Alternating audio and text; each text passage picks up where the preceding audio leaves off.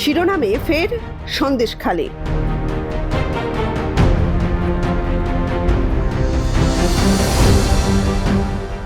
পশ্চিমবঙ্গ পুলিশের special task force অর্থাৎ STF এবং স্থানীয় পুলিশের একটি দল সন্দেশখালীর সরবেরিয়া এবং আকুঞ্জিপাড়ায় শেখ শাহজাহান ঘনিষ্ঠদের বাড়িতে এবং পুকুরে অভিযান চালিয়ে বিপুল পরিমাণ বেআইনি অস্ত্র উদ্ধার করে।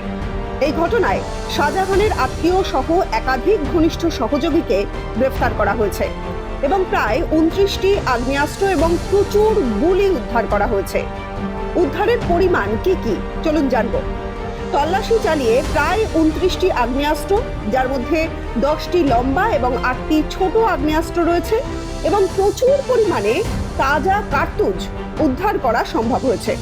ধৃতদের দেওয়া তথ্যের ভিত্তিতে পরিত্যক্ত বাড়ি, মাছের ভেড়ি এবং একটি পুকুরের নিচ থেকে এই অস্ত্র ভাণ্ডার উদ্ধার করা হয়েছে। গোপন সূত্রে পাওয়া খবরের ভিত্তিতে সন্দেশখালীর বিভিন্ন এলাকায় চলছে রাজ্য পুলিশের স্পেশাল টাস্ক ফোর্স অর্থাৎ এসটিএফ এবং বসিরহাট জেলা পুলিশের যৌথ অভিযান। শেখ শাহজাহানের সঙ্গে দুষ্কৃতীদের খোঁজে সরবেরিয়া বাজার সংলগ্ন একাধিক এলাকায় অভিযান চলছে। পুকুর থেকে প্রচুর আগ্নেয়াস্ত্র উদ্ধার করছে তদন্তকারী সংস্থা। এলাকায় মানুষের ভিড় জমিয়েছে। কোথা থেকে এত আগ্নেয়াস্ত্র এলো, কারা কারা যুক্ত, তার তদন্ত শুরু করেছে ইতিমধ্যেই পুলিশ। সন্দেশখালী শাহজাহানের ডেরায় পুলিশের তল্লাশিতে বিপুল অস্ত্র উদ্ধার সাফল্য রাজ্য এসটিএফ এর এবং কিভাবে চলল এই অপারেশন, সাংবাদিকদের মুখোমুখি হয়ে জানালেন আইজি এসটিএফ গৌরব শর্মা।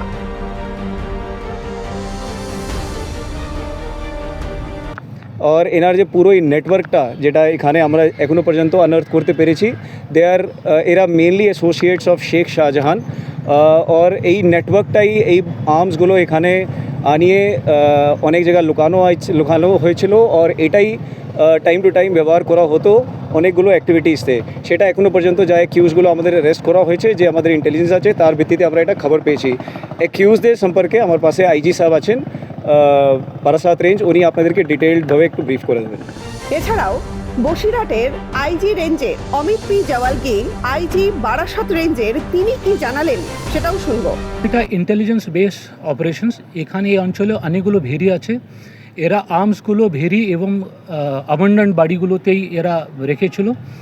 এখন সবাই আমাদের কাছে এসে ইনফরমেশন শেয়ার করছে, ঘন ঘন ইনপুটগুলো আসছে, সেই ইনপুট অনুযায়ী আমরা অ্যাকশন নিচ্ছি এবং এই ওয়েপনগুলো উদ্ধার করার কাজটা চলছে। পলিটিক্যাল কানেকশনস খুব স্ট্রং আছে এদের বাড়িও, বা এরা নিজেই, কিন্তু এরা আগেকার যে পার্টি আছে টিএমসির সঙ্গে যুক্ত এবং এরা একটা প্রভাবশালী একটা পোস্টের সঙ্গে যুক্ত ছিলেন বা সে পোস্টে ছিলেন। সে সুবিধা নিয়ে ওরা কিন্তু এই আর্মস হোর্ডিং এরা এখানে করছিল। বাকি এদের বিরুদ্ধে কী কেস আছে, পুরনো ক্রিমিনাল অ্যান্টিসিডেন্টস কী আছে, আজকে রেড হয়েছে, সব কিছু খতিয়ে আমরা অ্যাকশন নেব। অন্যদিকে সন্দেশখালীর আগারহাটি পঞ্চায়েতের অন্তর্ভুক্ত ডুগরিপাড়া গ্রাম, স্থানীয় গ্রামবাসীরা জানাচ্ছেন যে শেখ শাহজাহান এই বাড়িটি কিনেছিলেন গ্রেফতার হবার বছরখানেক আগে। স্থানীয় বাসিন্দারা কি বলছেন, কি অভিযোগ রয়েছে তাদের শোনাবো। বর্তমানে শেখ শাহজাহানের আগে কার কাছ থেকে নিয়েছিল কি জানেন? ইউসুফ মোল্লা আমার ভাইও হয়, জায়গাটা ওর ছিল, শাহজাহান শেখ নিয়েছে, যে কম বেশি পয়সা দিয়েও নিয়ে শাহজাহান শেখ জায়গাটা আবার ঘরে গেঁথে ওইটা কাজ চালাচ্ছিল। মানে এটা কতদিন আগে নেওয়া? শাহজাহান শেখ ধরা পড়ার 1-8 বছর আগে জায়গাটা নিয়েছে। আপনার ভাইয়ের কাছ থেকে? আপনার ভাইয়ের নাম? ইউসুফ মোল্লা। হ্যাঁ, ইউসুফ মোল্লা। আচ্ছা, উনি এখন কোথায় থাকেন? উনি ওই পাশে ঘর করেছে, ওই আগে থাকে। আচ্ছা, সঠিক মূল্যে নিয়েছিল কি শাহজাহান? ওটা ঠিক বলতে পারবো না, পয়সাটা দিয়েছে শুনলাম, কত কি দিয়েছে জানি না। মানে শাহজাহান শেখ নিজে আসতেন বা ওনার লোকজনরা ওর আসতেন? লোকজন এসে ঘরে কাজ করতো, উনি নিজে আসতেন না। হ্যাঁ, এখন এইভাবে পড়ে আছে কতদিন? ও শাহজাহান শেখ এই 2.5 বছর মতো নেই। উনি যতদিন নেই ততদিন, তারপর থেকে আর কেউ ঘরে কাজ করে না, পড়ে আছে।